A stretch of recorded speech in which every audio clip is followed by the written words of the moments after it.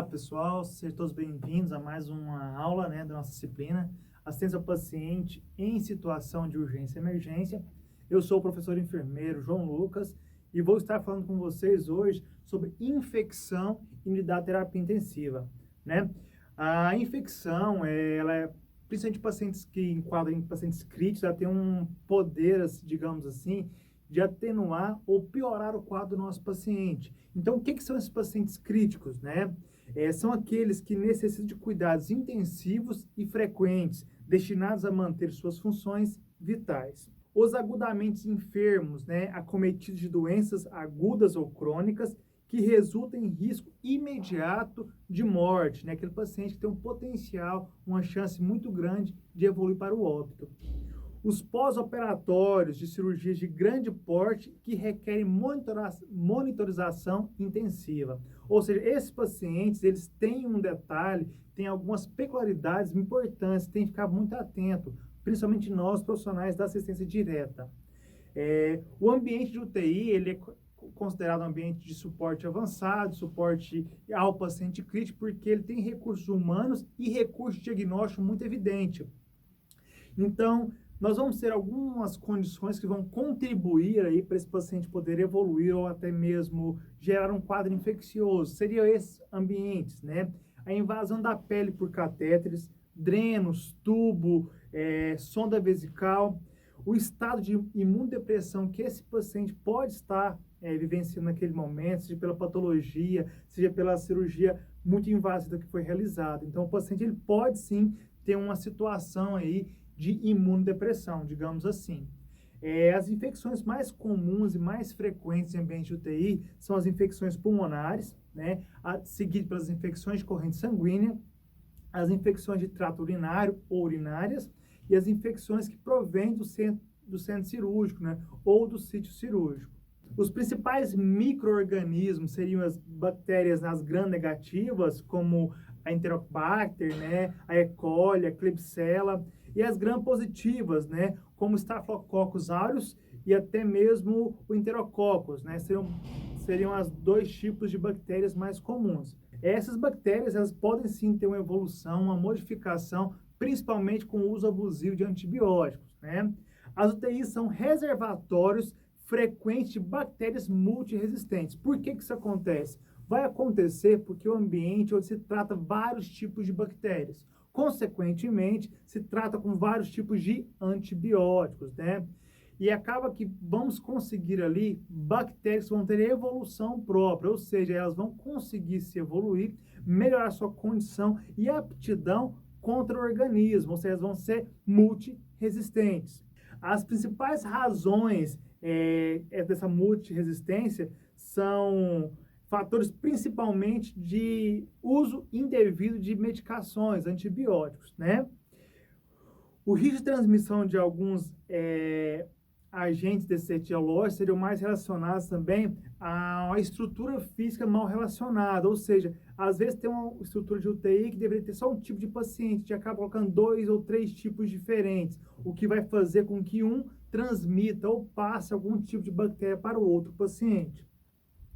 As principais bactérias multiresistentes estão entre elas, A Staphylococcus aureus, e a Enterococcus. Então, elas vão ter, assim, um padrão evolutivo mais alto, se tornando bactérias que vão ter uma dificuldade, ou vão causar, na verdade, uma dificuldade maior para que os profissionais de saúde, consigam eliminar tais bactérias do organismo do nosso paciente. As infecções respiratórias são muito comuns, principalmente provindo de uma pneumonia associada a uma ventilação mecânica, ou seja, uma pneumonia que vai vir após uma retirada de tubo, por exemplo, então o paciente foi extubado e acaba que nesse contexto ele pode vir a desenvolver a pneumonia. O tubo foi mal higienizado, durante a passagem do tubo teve alguma lesão orotraqueal ali que proporcionou, nesse caso, aí, uma infecção. Então, a gente pode ter durante esse processo uma colonização tanto no estômago quanto na orofaringe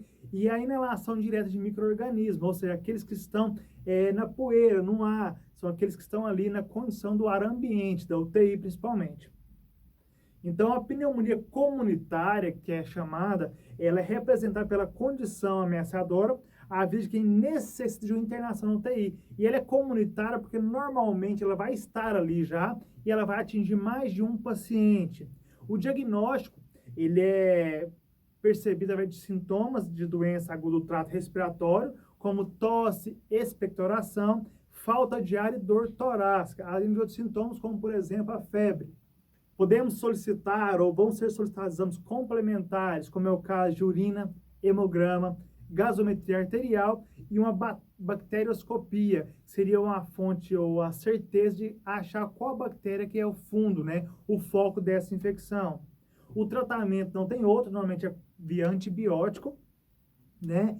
Uma pneumonia nasocomial, né, que é definida como aquela que ocorre 48 horas ou mais após a admissão e não está incubada no período da admissão, ou seja, aquela que ocorre 48 horas após a admissão desse nosso paciente. Temos também pneumonias que vão ocorrer após a alta desse paciente, né? Isso provavelmente pode ser que ele adquiriu na UTI e depois ela só evoluiu fora do ambiente de UTI. Fatores que vão ajudar, né, a desenvolver essa pneumonia hospitalar, né?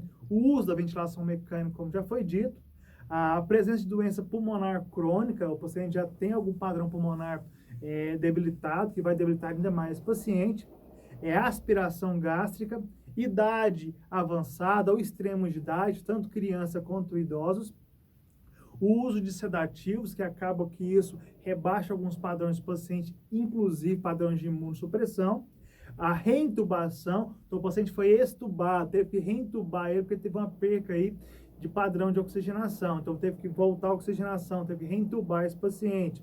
E o decúbito horizontal também, que pode causar uma broncoaspiração, consequentemente aí pode ter também um padrão de início de pneumonia.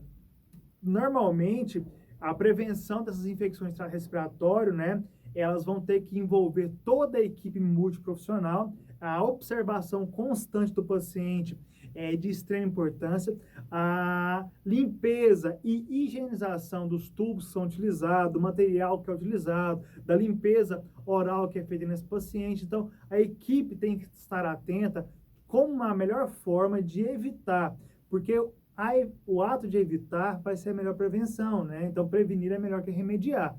Então, nesse caso, se a gente conseguir estruturar o paciente, orientar a equipe para que a equipe consiga trabalhar em conjunto, é a melhor forma de evitar esses casos, né?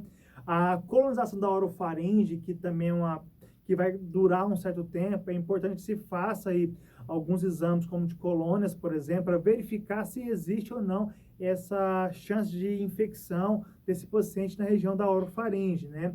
O refluxo de conteúdo gástrico também pode ajudar nessa colonização, né? Então, é muito comum. Partindo dessa infecção pulmonar da corrente ventilatória, a gente passa para um segundo tipo de infecção muito comum, que é a infecção da corrente sanguínea, relacionada ao catéter. Normalmente tem catéter periférico e catéter central, né? E esses dois tipos podem ser que vão causar uma infecção a esse paciente na sua corrente sanguínea. O risco ele vai variar de acordo com o tipo, né, de catéter usado. Maior parte do catéter da hemodiálise, eles vão causar um risco maior de infecção, até porque o fluxo, o tempo de máquina é muito maior. Intermediário para catéteres de curta permanência, aquele que ficou um pouco tempo no paciente, e baixo para catéteres arteriais e venosos periféricos, ou seja, aqueles que ficam mais na extremidade do nosso paciente, têm menor chance de infecção. É claro que catéteres passados com a maior cautela, para evitar o maior número ou risco, né, digamos assim, de infecção.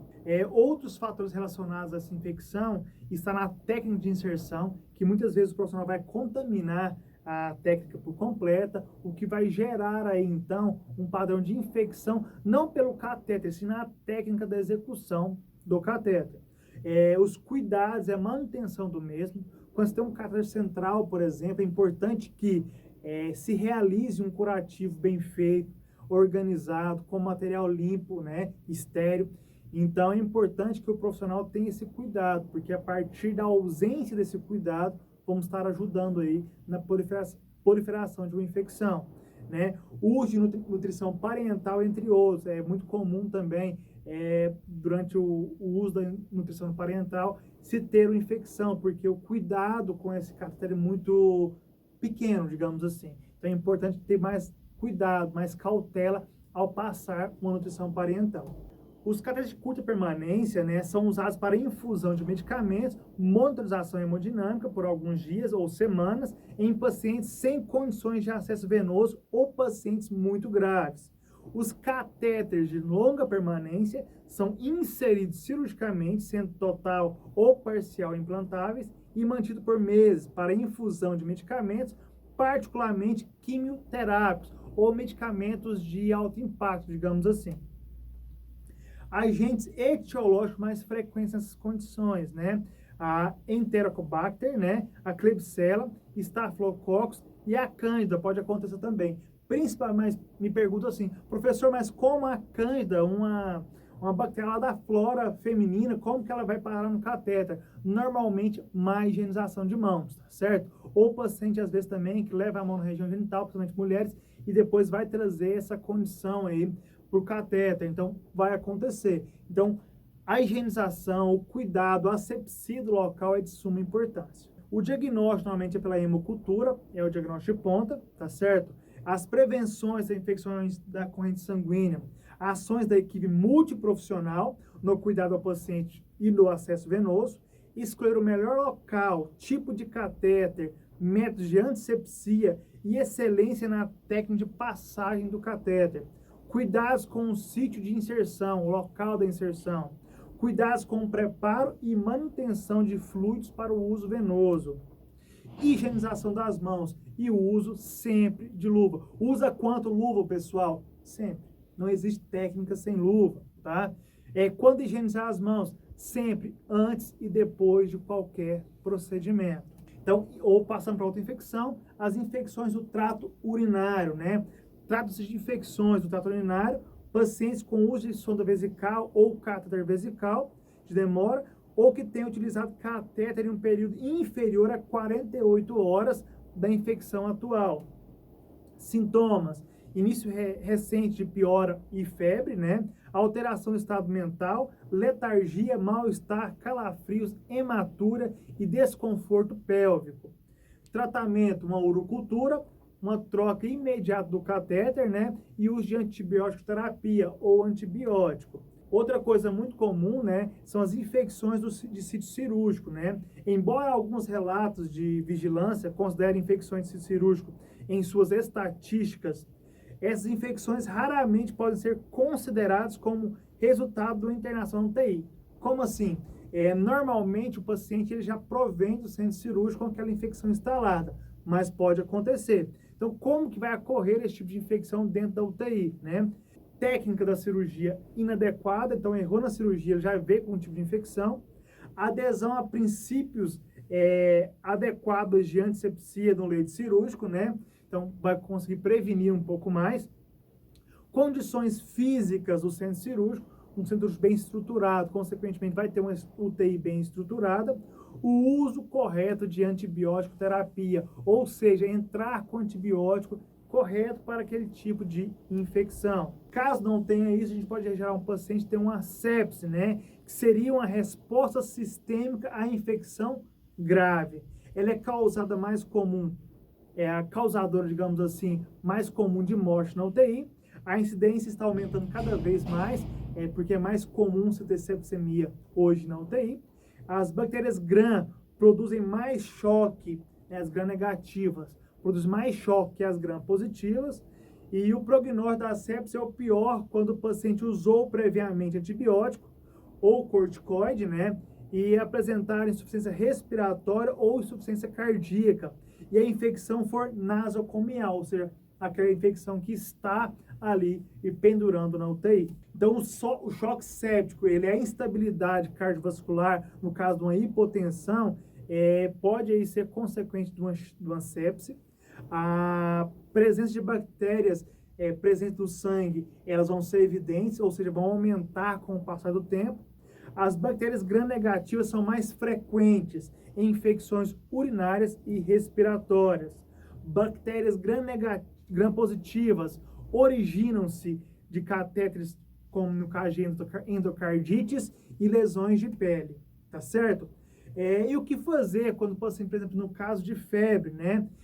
A febre é um sinal e sintoma muito bom para a gente que vai trabalhar em UTI, porque ela é uma condição normalmente vai ocorrer em casos de infecções. Embora seja comum relacionar a febre com a gravidade da doença, maiores temperaturas podem ocorrer com relação a medicamentos e febres ligeiras, com infecções graves e pacientes desnutridos, né? E o caso de paciente idoso. Cerca de 70% das causas são infecciosas, como o caso de pneumonia, infecção urinária, acessos vasculares, infecções de feridas cirúrgicas, né? A conduta sempre vai ser muito comum.